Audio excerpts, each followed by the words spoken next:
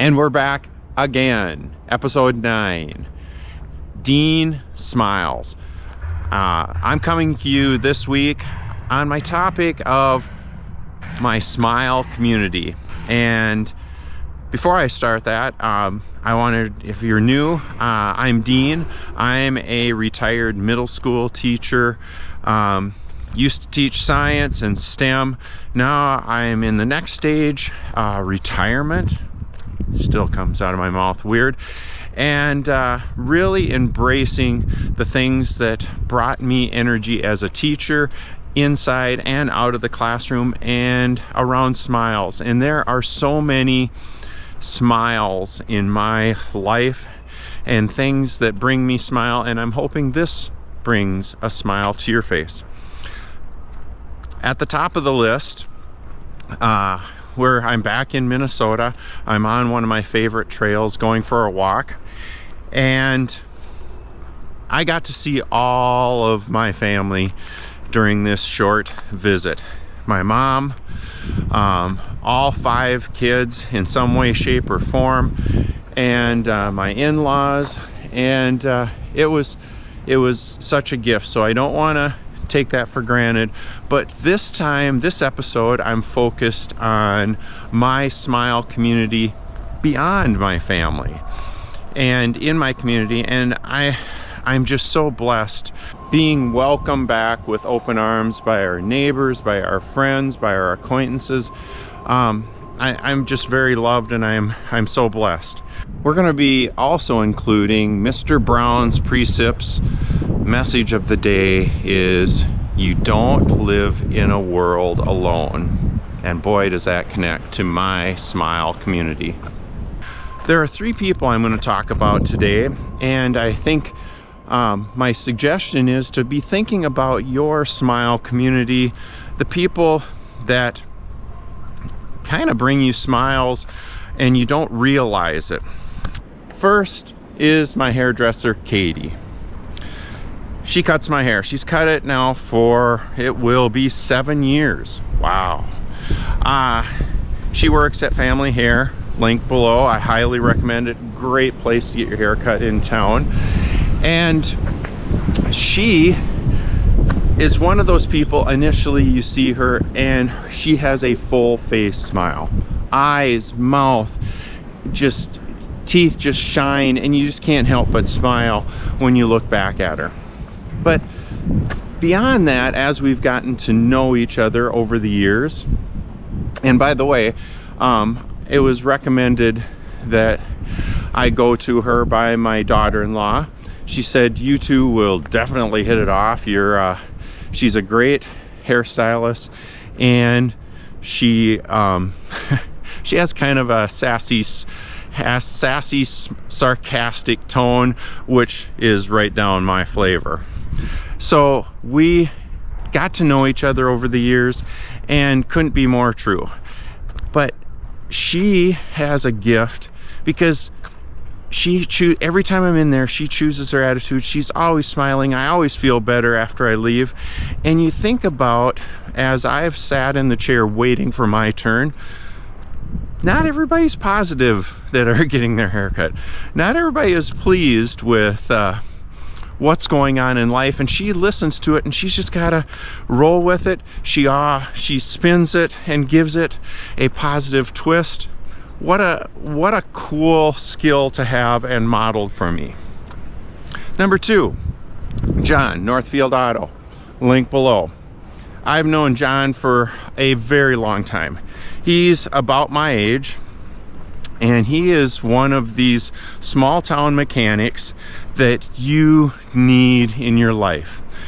He is so good about whatever the repair is. He'll say, like, okay, this is what the manufacturer says, this is what I do, and this is the option you have.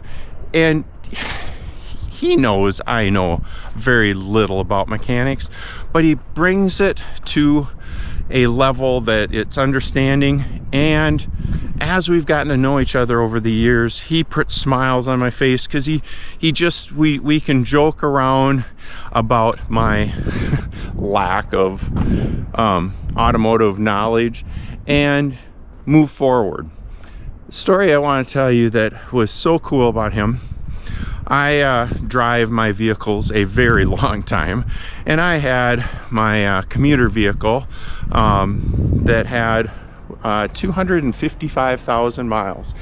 And I kept asking John, you got to let me know when it's time to move this one on. No, and he was, we're doing the right things. It's maintenance. I've seen these vehicles go way beyond 300,000. Well, I came across a deal and it was time to move it. So I was selling it outright. I could not believe the price that we agreed on. And I was driving it with the potential buyer. All of a sudden some blue smoke came in the back. And I was like, oh no, I just said deal's done, because I don't want to stick someone with a bad vehicle. And he said, well, let's take it to our mechanic and see. So we totally dropped in to John. He was very busy, and I just explained the situation. He stopped everything, came over with me and the potential buyer. He said, yeah, I think the engine's going. This is what it would cost. The person was still very interested because he must have been handy and he could replace the engine. And John just felt horrible, but he supported me along with this potential buyer in finding a fair price, because the vehicle is still worth something minus what it takes to do an engine. He did it in a compassionate way, and when I left, even though I didn't get the check, the payment that I anticipated, it put a smile on my face because of having that support and having that friendship in a way that you could trust. Third one, Carrie and I taught together. We only taught together for a few years at my school. We never really, I used to teach 6th grade science. She was a math teacher, 6th grade. I moved to the STEM lab, and she came, after I moved to the STEM lab, she came to our floor. So we worked together, but not directly. And I always tried to bring in the math department, and I worked with some fabulous math teachers. And when working with speed, working with area, working with graphing, what are you doing in the math classroom that I can support you? And then in turn, they could support me with what was happening on, this is what we're doing in the STEM lab. Well, we just hit it off, joking, having fun.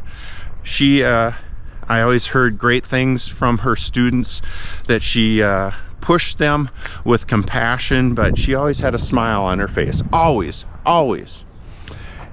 And our connection, which is still here today, that puts a smile on my face, is I always played music in my classroom. And before school, after school, and had different themes for each day. Well, Thursday was Throwback Thursday, and I brought some 80s, and she's 15 years younger than me, and she was walking by my room, and she's like, oh, Huey Lewis and the News, Chicago. And I was like, what? Those are the groups that I like. And it just blew me away that someone that much younger than me was into it. And so I just randomly sent her when I was still teaching on Thursday, I would send my hit song, my random Throwback Thursday hit song. And this went on and on. Fast forward, I've been out of the classroom for 2 years, and every Thursday we go back and forth. I message her my Throwback Thursday song of the week, and then we reminisce about how the music was a part of our life. And music triggers memories, and what it was, where I was when I listened to that song. So that smile community crosses message connections. We live quite a ways apart, and we have not seen each other in person for 2 years, but yet we stay connected, and it puts a smile on my face, and I'm guessing it puts a smile on her face.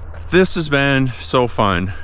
Think about the people, the smiles in your life, in your community that you maybe overlook, but they're always there for you and they make you feel better.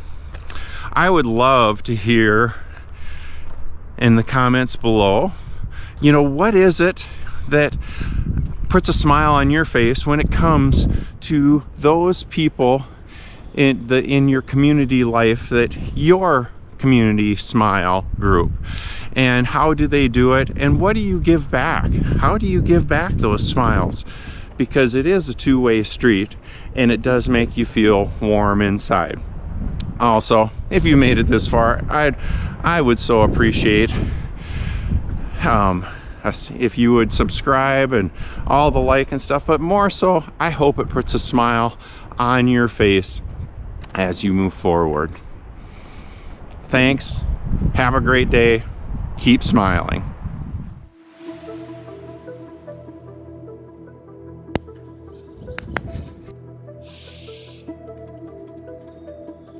And today I'm going to